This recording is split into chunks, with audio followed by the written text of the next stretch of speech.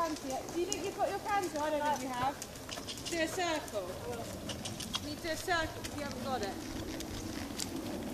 I think she's a bit tired now as well.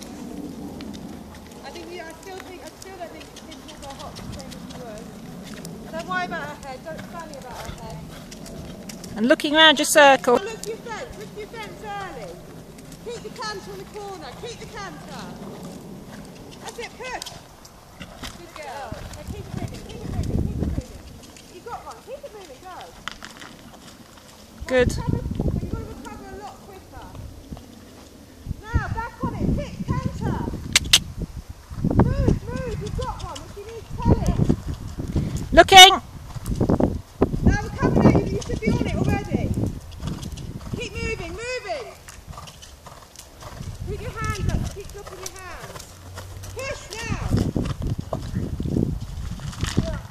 Yeah, you just need a tiny bit. I think the problem is now it's bigger. She's going higher, isn't it? She went out to the right, didn't she? Yeah, that? No, but did she down to the right? Oh yeah, that's when it's a problem on the double. Yeah, but she's making her distance wider. Just do that. Just. About 2 yards longer. This is the problem.